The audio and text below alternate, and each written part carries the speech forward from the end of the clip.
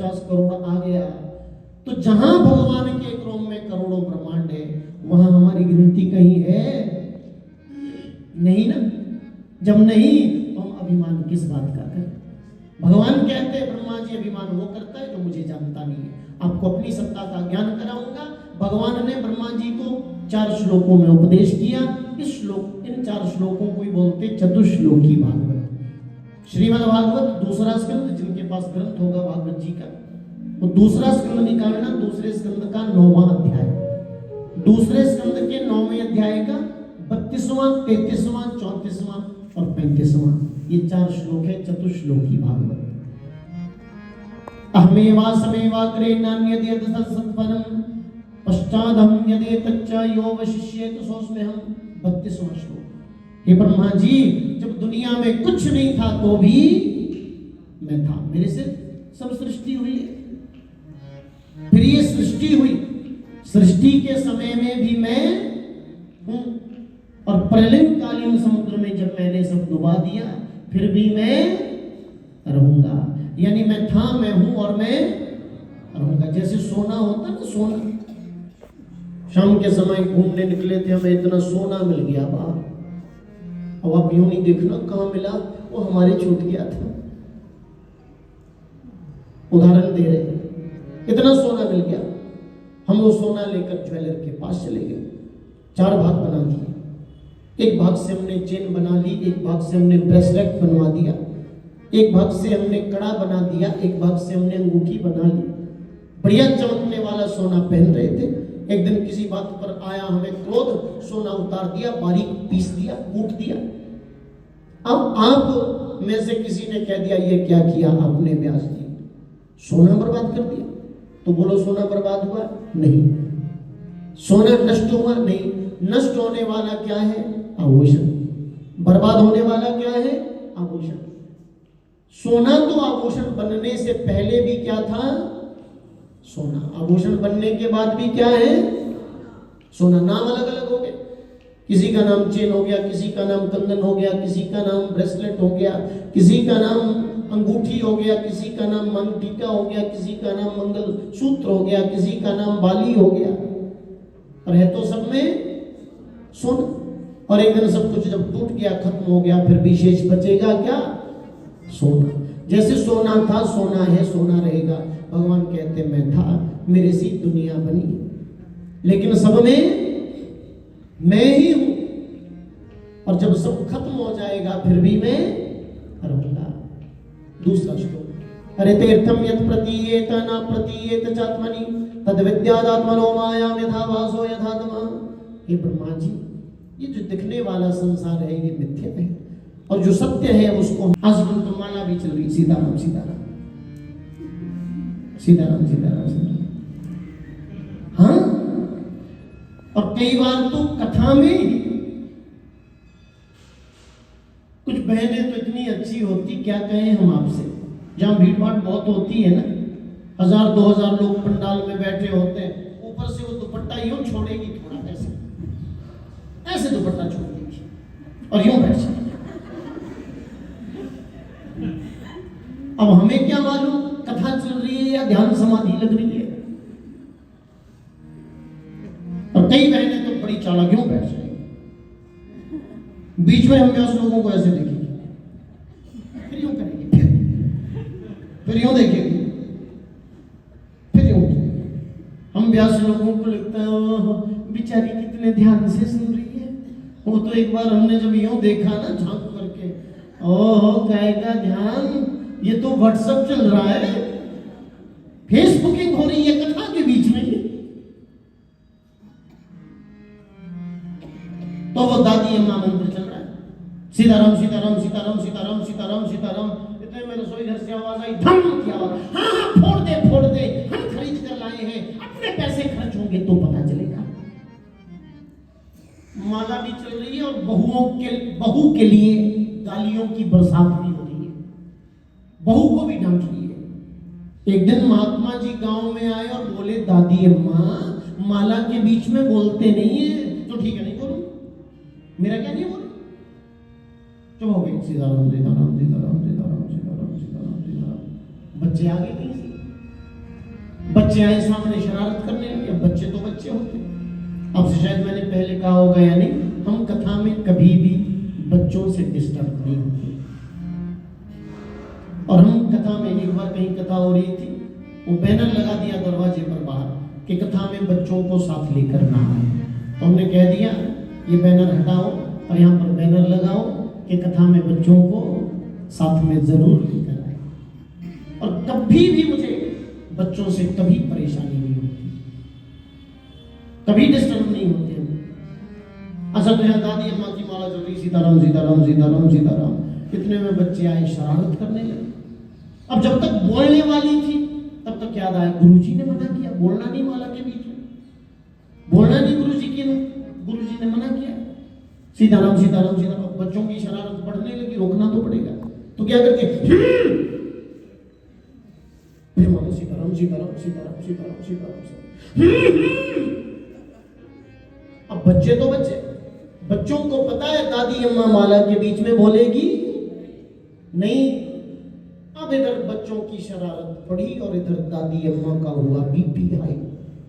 माला की स्पीड बढ़ी, सीताराम सीताराम सीताराम, पूरी नहीं हुई माला तो सीताराम सीताराम माला खींच रही है। माला पूरी की उठ करके गई, कान मरोड़ दिया, चट थप्पड़ मार दिया, नालायको माला नहीं जपने देते हो तुम, माला तो कर में फिरे और जीभ फिरे मुख माही, पर मनुआ तो चहुदिश फिरे, यह तो सुमिरन नाही। माला चल रही है हाथ में, जीभ चल रही है मुंह में, मन घूम रहा है चारों दिशाओं में, ये तो सुमिरन नहीं है। सुमिरन होगा कैसे?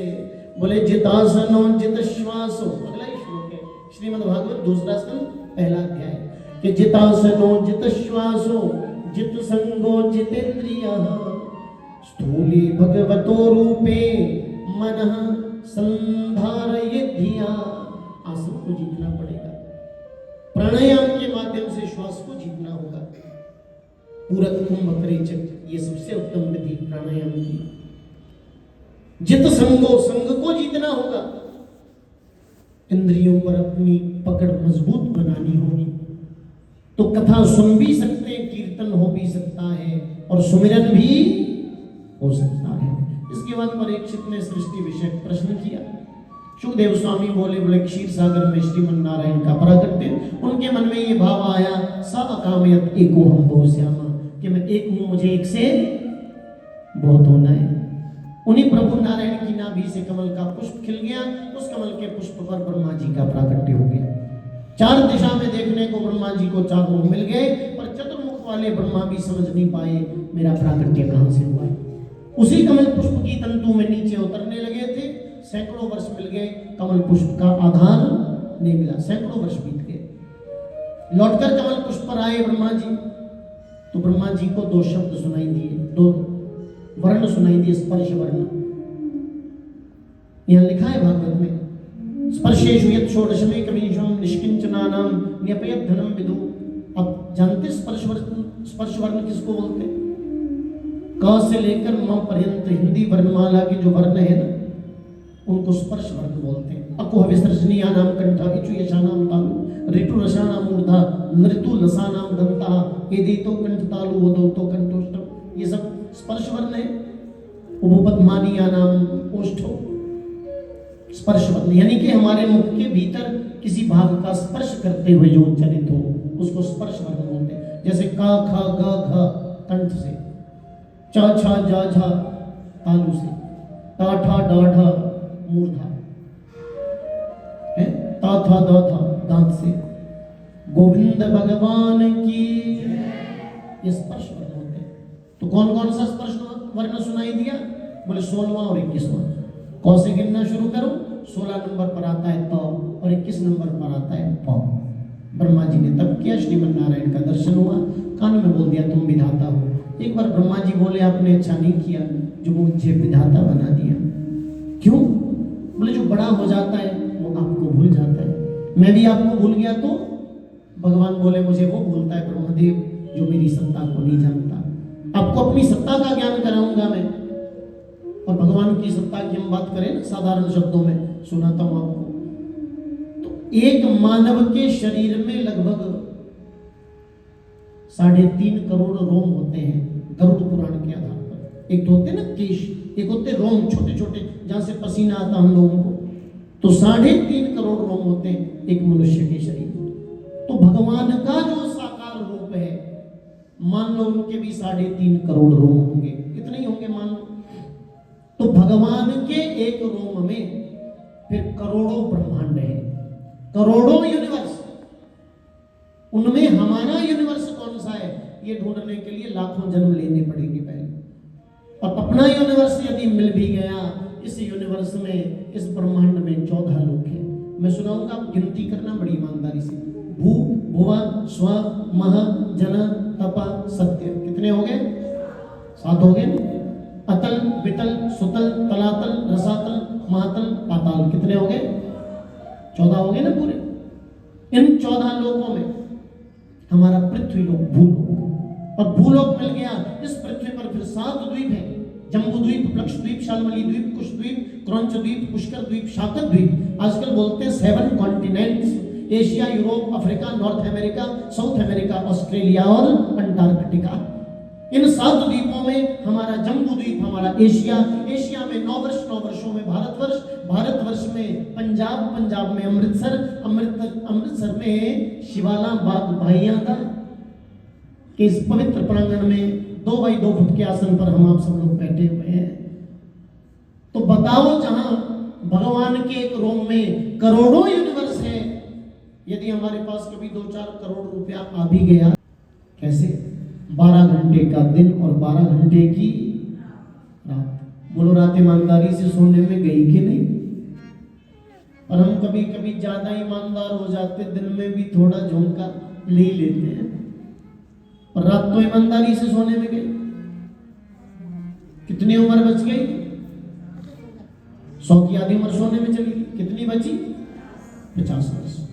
इन 50 वर्षों में हमने क्या किया? बड़े व्यवहारिक जवाब है। 50 की आधी उम्र व्यवहारिक कार्यों में हमने गंवा दी। कभी बहन के यहाँ बेटा हुआ है तो धाम लेकर जाना है, बहन के बेटे की शादी है, बेटी के बेटे की शादी है तो धाम लेकर जाना है। कभी ससुराल जा रहे हैं, कभी कहीं जा रहे हैं, कहीं सुख है, कहीं शादी ब्याह है, कहीं दुख है, उनसे मिलने जा रहे हैं। इन सब बातों में 50 की आधी उम्र भी गई। कितनी बच गई? 25 वर्ष। इन 25 वर्षों में क्या किया? बोले, देवाचार थे हया राजन कुटुंबा भरणे नवा। ये 25 साल हमने दिन रात एक करके अपना और अपने बच्चों का पेट पालने में लगा दिए। पहले बच्चों की पढ़ाई, फिर बच्चों की शादी। अब शादी हो गई, बेटे के यहाँ बेटा हो गया, या बेटी के यहाँ बेटा हो गया, या बेटे के यहाँ बेटी हो गई। अब वो बच्चा बड़ा हो रहा है, अब दादी अम्मा जा रही है स्कूल, उंगली थमा रखी है पोते पोती के हाथ में, पीठ में बड़ा स्कूल बैग। किसी ने पूछा कहाँ जा रही हो? स्कूल जा रही हूँ। अपना बचपन था तो गई नहीं, पोते पोती को लेकर जा रही। जाना भी चाहिए, हम मना नहीं कर रहे, जाना चाहिए, लेकिन इन सब बातों में वो 25 साल भी गए। क्या उम्र बची? कुछ भी तो नहीं बची। सुखदेव स्वामी परीक्षित से कहते, परीक्षित, जहां हम रहते हैं इसको बोलते हैं मृत्यु लोक। कौन सा लोक है ये? यहां सबसे बड़ा डर है मरने का डर। और 2 बातन को भूल मत, बाबा तुलसीदास जी कहते हैं कि 2 बातन को भूल मत, जो चाहे कल्याण, कि नारायण एक मौत है, दूजे श्री भगवान। 2 बातों को मत भूलो, एक मौत और एक भगवान। मौत याद रहेगी तो हमसे पाप जल्दी जल्दी नहीं होगा, हमें एक दिन मरना पड़ेगा। और भगवान याद रहेंगे तो हम कहीं भी होंगे, हमें लगेगा अरे कोई देख भी नहीं रहा तो भी वो तो देख रहा है।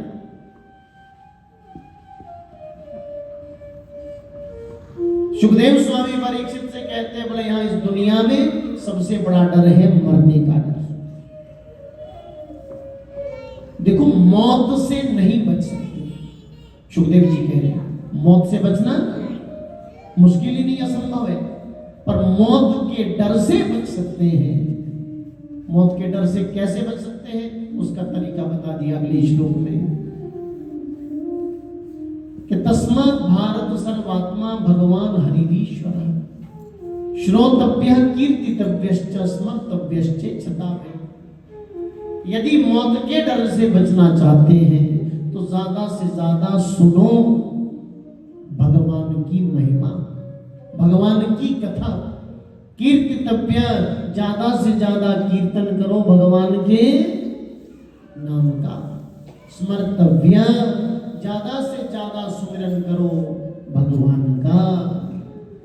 मौत के डर से बच जाएंगे।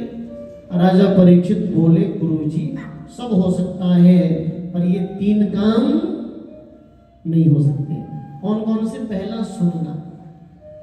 कथा सुनने के लिए बैठते हैं तो 20 काम याद आ जाते हैं। 3 घंटे में 30 बार घड़ी देखनी पड़ती है, नहीं सुन सकते। फिर भी हमारा मन हुआ हम सुनेंगे, कोई आया तो बहाना मिल गया उधर ही देखने का है, कोई गया तो फिर उधर ध्यान, नहीं सुन सकते। फिर भी मन हुआ नहीं नहीं हम सुनेंगे, किसी ने कुछ थोड़ा ये पूछ लिया फिर ध्यान उधर, नहीं सुन सकते।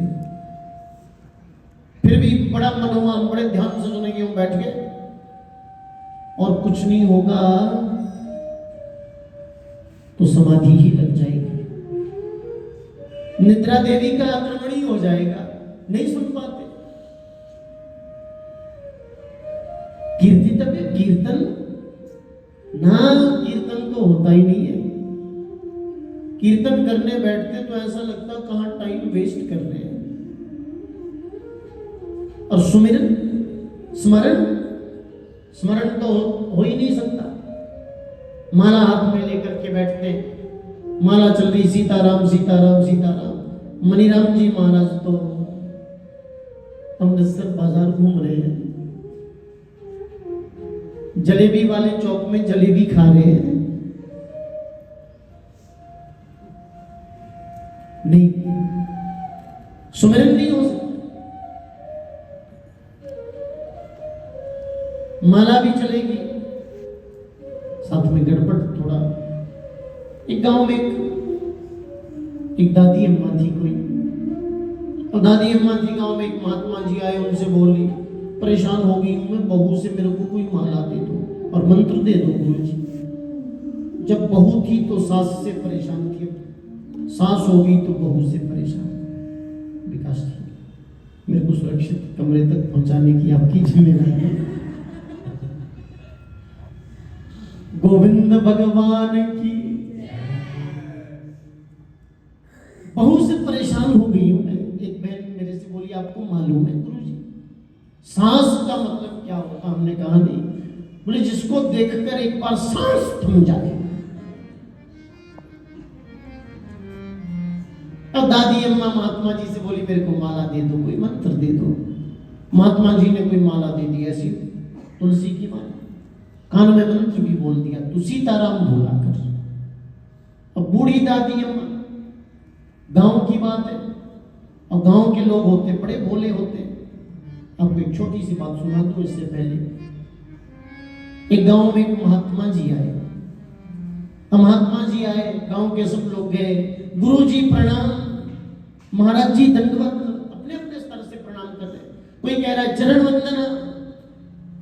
अब बूढ़ी कोई गांव में दादी अम्मा थी 90 वर्ष वाली, वो भी गई, हिंदी तो जानती नहीं थी, वो भी गई, हाथ जोड़ करके बोली, गुरु जी। गुरु जी नहीं बोल रही, क्या बोल रही है? गुरु जी, गुरु जी। अब महात्मा जी को बुरा तो लगा, पर ज्यादा बुरा तब लगा जब दूसरी बात बोल गई। क्या? थारे खुर छू गुरु को बोल रही गोरू और चरणों को बोल रही है खुर। बोले गोरू जी थारे खुर छू। अब महात्मा जी को बहुत बुरा लगा, ये क्या बोलती है माँ, नरक जाएगी, नरक ऐसा बोलेगी तो। बोले ना गुरु जी, नरक तुम्हारे जैसे पापियों के नसीब में कहा, नरक तो थारे जैसे महापुरुष जा सकते हैं, हम पापियों के नसीब में नरक का। तो ऐसे कोई बूढ़ी दादी संत जी ने माला दे दी, मंत्र कान में बोल दिया, तू सीताराम बोला। अब माला चल रही, सीताराम सीताराम सीताराम सीताराम। डबल बेड पर बैठी पैर पसार कर बढ़िया, सीताराम सीताराम सीताराम सीताराम। माला भी चल रही और चैनल भी चेंज हो रहा है, सास भी कभी बहू थी। अब माला से ध्यान हटा, उधर ही ध्यान गया, मेरी बहू भी ऐसी चोरटी है, ऐसे में तो मेरे को ऐसा ही बुरा सोचती होगी। फिर रो भी रही है, फिर याद है वो माला, सीताराम सीताराम सीताराम, फिर चैनल चेंज। पर आजकल तो चैनल चेंज करने की जरूरत भी नहीं है। कि अतः पृच्छामि संसिद्धिं योगिनां परमं गुरुं पुरुषस्य यत् कार्यं म्रियमाणस्य सर्वथा। बस इतना बता दो, जिसको 7 दिन में मर जाना है उसका कर्तव्य क्या है। ये प्रश्न ही इतना अच्छा लगा सुखदेव जी को।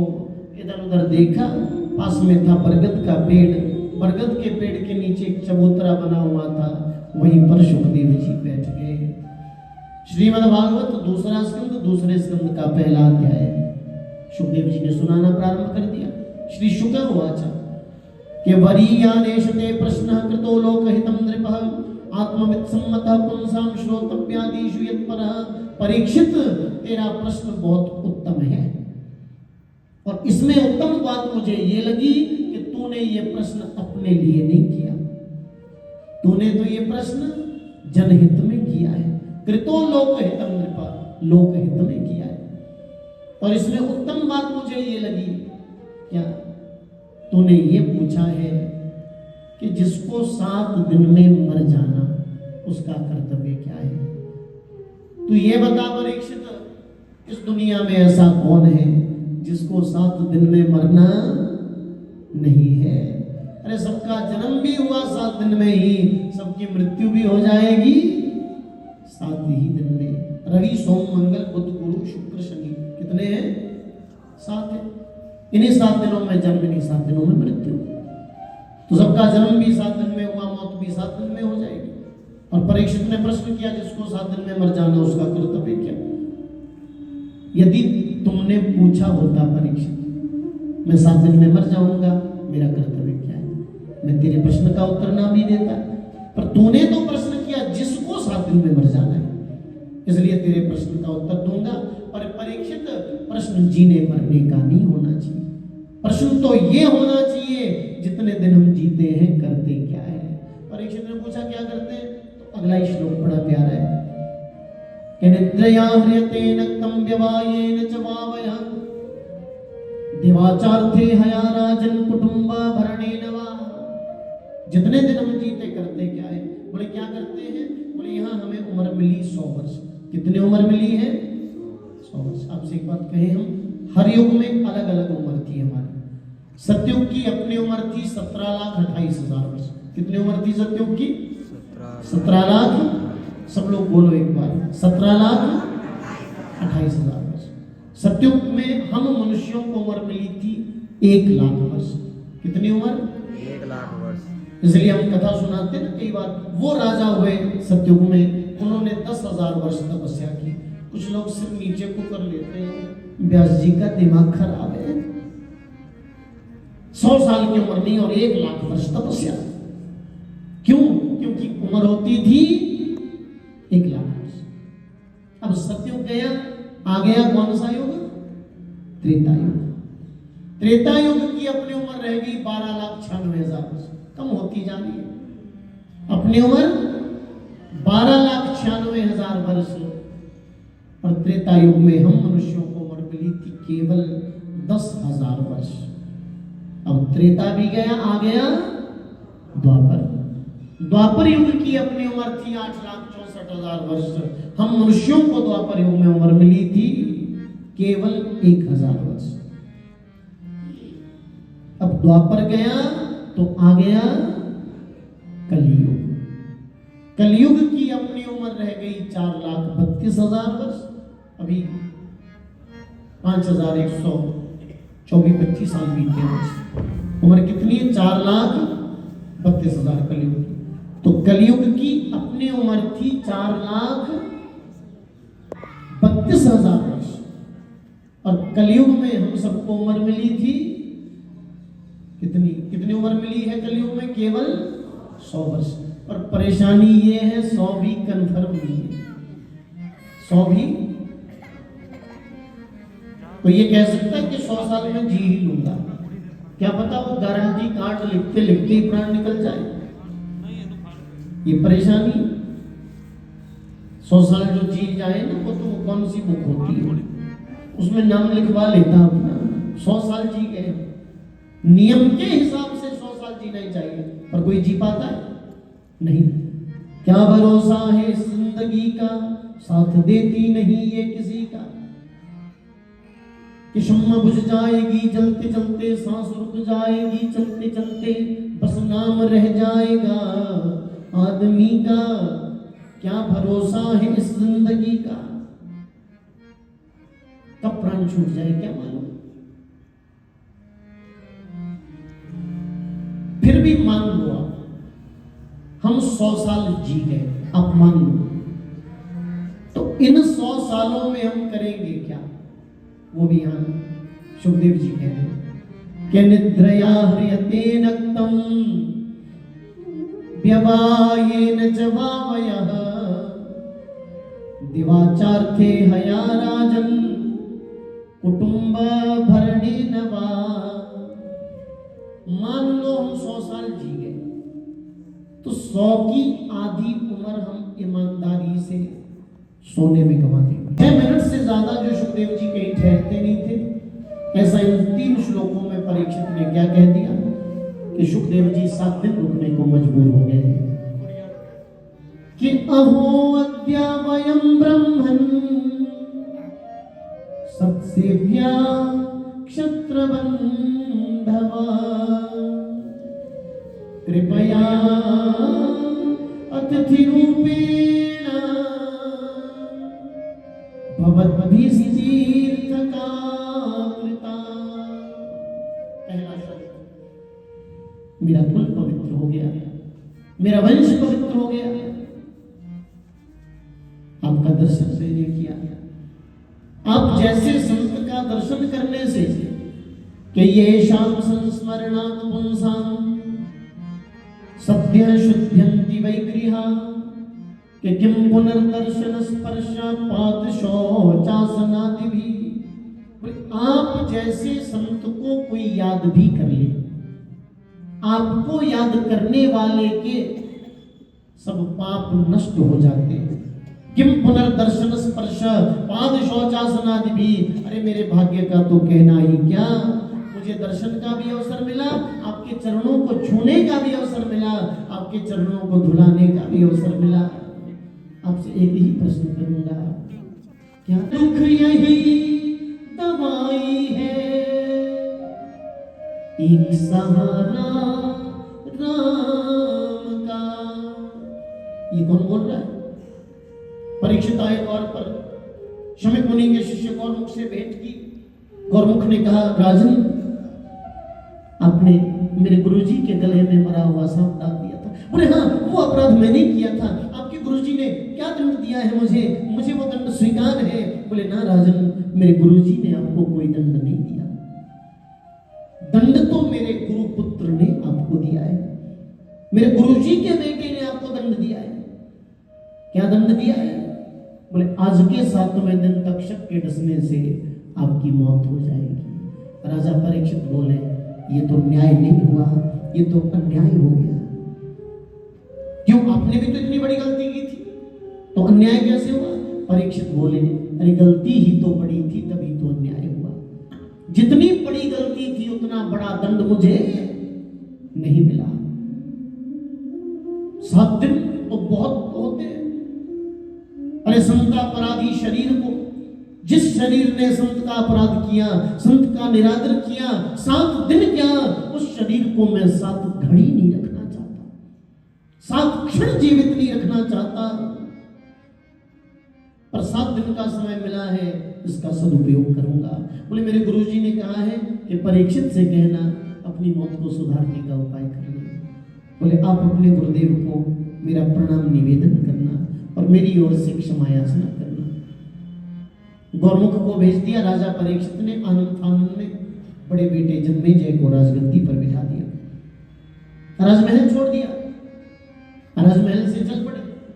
मन तो था हरिद्वार आने का। हरिद्वार और दिल्ली के बीच में मुजफ्फरनगर से 20-25 किलोमीटर की दूरी पर ऐतिहासिक भागवत स्थल है। उस जगह का नाम है शुक्रताल। वहां अभी परीक्षित पहुंचे थे। असित कन्नो दुर्वासा भृगु अंगिरा पराशर वशिष्ठ विश्वामित्र वेद व्यास ऐसे 24 ऋषियों का दर्शन हो गया। परीक्षित ने सबको प्रणाम किया और एक ही प्रश्न किया, जिसको 7 दिन में मर जाना है उसका कर्तव्य क्या है? किसी के पास भी परीक्षित के प्रश्न का उत्तर नहीं था। तो श्रीमद् भागवत पहला स्कंध, पहले स्कंद का 19वां अध्याय के तत्रा भवत भगवान व्यास पुत्रो यदृच्छया गामटमानो नपेक्षः अलक्ष्यलिंगो निजलाभतुष्टो वृतश्च बालहि अवधूतवेशः तत्रा भवत भगवान व्यासपुत्रो। मानो भगवान एव व्यासपुत्रो अभवत, मानो भगवान ही वहां व्यासपुत्र सुखदेव के रूप में प्रकट हो गए। बोलिए सुखदेव जी महाराज की। कैसे है सुखदेव जी देखने में, वो भी लिखा है कि दिगंबरम वक्त्र विकीर्ण केशम प्रलंब बाहुम स्वमरोत्तमाभम कि श्यामं सदा पीच्य वयोंग लक्ष्म्या स्त्रीणां मनोज्ञं रुचिरस्मितेना। कैसे है देखने में सुखदेव जी? बोले दिगंबरम, दिगंबर है, विशेष वस्त्र कुछ नहीं पहने, वक्त्र विकीर्ण केशम, बिखरे हुए बाल, लंबी भुजाएं, प्रलंब बाहुं, चौड़ा वक्षस्थल। और कैसे है? श्यामम सदा पीच्य वयोंग लक्ष्म्या, देखने में सांवले सांवले। तत्रा भवत भगवान व्यासपुत्रो यदृच्छया गामट मानो नपेक्षा अलक्ष्यलिंगो निजलावतुष्टो वृतश्च बाली अवधूत वेश। 16 वर्ष की आयु उनकी लग रही है, अवधूत वेश है। ऐसे सुखदेव जी प्रकट हो गए। सब ऋषियों ने प्रणाम किया, सब महात्माओं ने प्रणाम किया। तो परीक्षित ने देखा, बोले 16 साल की उम्र वाला बच्चा है, इसको बड़े बूढ़े महात्मा सब प्रणाम कर रहे हैं, कौन है ये? तभी एक संत ने कह दिया, बोले जी ये तो व्यासपुत्र है। कौन है? व्यासपुत्र, यानी व्यास जी का बेटा है। बोले व्यासपुत्र है? बोले जी व्यासपुत्र है। अब सुखदेव जी ने, अब परीक्षित ने यूं देखा था सुखदेव जी को, जो यहां से देखा तो देखा क्या, व्यास जी भी गए, उन्होंने भी दंडवत कर दिया। व्यास जी के पिता पराशर गए, उन्होंने भी प्रणाम कर लिया। व्यास जी के दादा शक्ति तो रहे नहीं, व्यास जी के परदादा गए, उन्होंने भी प्रणाम किया। आप राजा परीक्षित एक संत से पूछते, भैया यहाँ उल्टी गंगा क्यों बह रही है? क्यों बह रही उल्टी गंगा इधर? होना तो ये चाहिए था, ये बच्चा आया पिताजी को, दादा परदादा सबको प्रणाम करता, पर इसके पिता दादा परदादा इसको प्रणाम करने। कौन है ये? इतने में व्यास जी आए, परीक्षित से बोले, परीक्षित ये मेरा पुत्र जरूर है पर ये जन्म सन्यासी है, ये परमहंस है, तुझे जो पूछना है तो इसी से पूछ ले। बोले मैं पूजा करता हूँ, थोड़ी माला पहनाता हूँ, आरती उतारता हूँ। व्यास जी बोले ना परीक्षित, तू पूजा करता रह जाएगा, आरती उतारता रह जाएगा, माला पहनाता रह जाएगा, तब तक सुखदेव जी चले भी जाएंगे। क्योंकि सुखदेव जी का नियम है कि 100 गोदोहन मात्रम ही गृहेषु गृहमेधिनाम, 6 मिनट से ज्यादा ये कहीं ठहरते नहीं है। तू माला पहनाता रह जाएगा, पूजा करता रह जाएगा, ये चले भी जाएंगे उठकर। इसलिए जो तुझे पूछना है तू पूछ ले। तो राजा परीक्षित ने प्रश्न किया है। 3 श्लोक है यहाँ श्रीमद् भागवत पहले स्कंद के 19। शमिक मुनि ध्यान समाधि में थे इसलिए नहीं सुना। तो राजा परीक्षित को लगा ये महात्मा जानबूझकर मुझे अनदेखा कर रहा है, मेरा निरादर कर रहा है। सोच रहा होगा राजा परीक्षित के सामने ध्यान समाधि का ज्यादा नाटक करूंगा तो राजा से ज्यादा दक्षिणा मिल जाएगी, पर ये जानता नहीं है मेरा नाम परीक्षित है। मैं ढोंगियों को भली भांति दंडित करना भी जानता हूं। आप राजा परीक्षित बड़ा क्रोध करके बोले, ऐ महात्मन आपसे कह रहा हूं, अरे भोजन नहीं करा सकते, पानी तो पिला ही सकते हो। फिर भी शमिक मुनि ने सुना नहीं। बड़े क्रोध में परीक्षित ने इधर उधर देखा, पास में पड़ा था मरा हुआ सांप, बाण की नोक से वो सांप उठाया और राजा परीक्षित ने वो मरा हुआ सांप शमिक मुनि के गले में पहना दिया। अब परीक्षित जोर से हंसा और हंसकर बोला, मेरा नाम परीक्षित है, मैं ढोंगियों को ऐसे ही दंडित करता हूं। परीक्षित वहां से चला गया। शमिक मुनि का बेटा श्रृंगी बच्चों के साथ खेल रहा था। एक बच्चे ने हंसी मजाक में कह दिया, अरे तू हमें खेल में क्या हराएगा, तेरे पिता के गले में किसी ने मरा हुआ सांप डाल दिया, पहले वो तो हटा। श्रृंगी आया, दौड़ा दौड़ा देखा क्या पिता के गले में मरा हुआ सांप। बच्चों से पूछा किसने किया ये सब, बोले राजा परीक्षित आया था, तेरे पिता से भोजन की जल की याचना कर रहा था, तेरे पिता ने नहीं सुना तो मरा हुआ सांप पहना कर चला गया। अब श्रृंगी को क्रोध आ गया। राजा को ये लगता कि वो राजा है तो कुछ भी कर सकता है। हाथ में जल ले लिया, हाथ में जल लेकर परीक्षित को शाप देने लगा। श्रृंगी ऋषि केति लंघित मर्यादम तक्षकः सप्तमे हनि दंशति स्म कुलांगारम चोदितो में तद्रुहम्। कि जिस राजा परीक्षित ने मर्यादा का उल्लंघन करके मेरे पिता के गले में मरा हुआ सांप डाला है, आज के 7वें दिन तक्षक के डसने से उस राजा परीक्षित की मौत हो जाएगी। ये मेरा शाप है। बाग वज्रो विसर्जः मुक्त कंठो रोदः। ऐसा वाणी रूपी वज्र छोड़कर ये बच्चा जोर से रोने लगा। तब तक शमिक मुनि का ध्यान समाधि का समय पूरा हुआ। आंखें खोली तो बच्चे को रोते हुए देखा। क्या हुआ बेटा, रोता क्यों है? बोले देखो तो पिताजी, आपके गले में किसी ने मरा हुआ सांप डाल दिया। और राजा परीक्षित ने भी ऐसे देखा, बोले ओह मरा हुआ सांप है।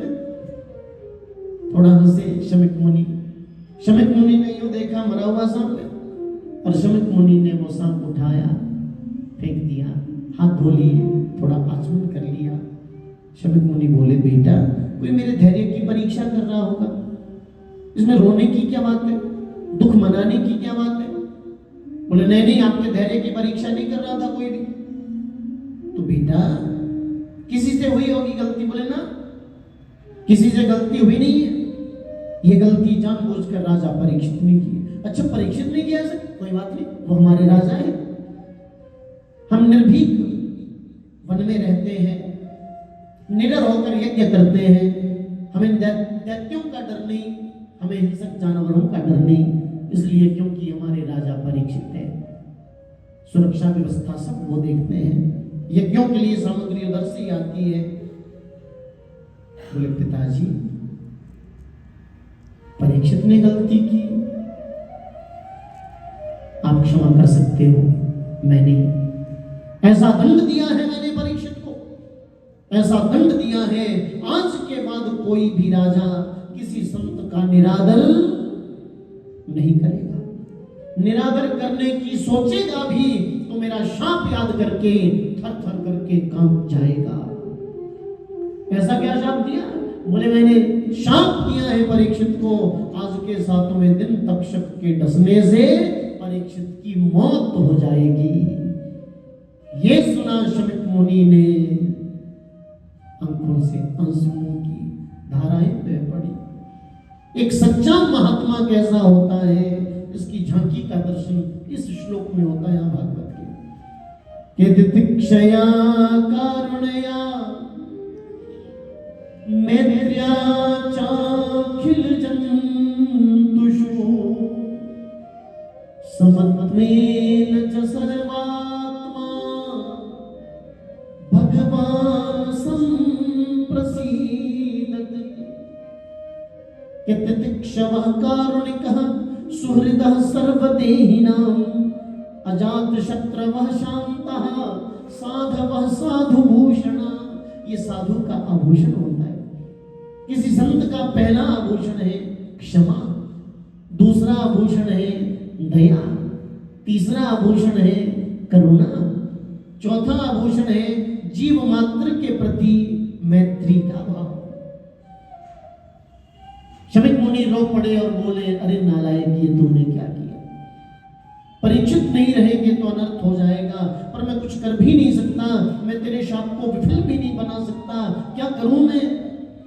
शमिक मुनि ने अपने शिष्य गौरमुख को बुलाया, गौरमुख से कहा, तू परीक्षित के दरबार में जा, परीक्षित को सावधान करना, परीक्षित से कहना मेरे क्रोधित पुत्र ने उन्हें शाप दे दिया है, परीक्षित मरने से नहीं बच सकते, पर अपनी मौत को सुधारने का वो कुछ उपाय कर ले। गौरमुख आया राजा परीक्षित के राजमहल की ओर। तब तक परीक्षित राजमहल में पहुंचे थे, अभी वो मुकुट उतार कर रखा ही था। दिन भर क्या क्या किया वो परीक्षित को याद आ गया, और जैसे ही ये स्मरण हो आया, मैंने शमिक मुनि के गले में मरा हुआ सांप डाल दिया। परीक्षित रो रहे थे, ये मैंने क्या कर दिया। तभी कानों में आवाज पड़ी कि दुनिया में सुखदाई है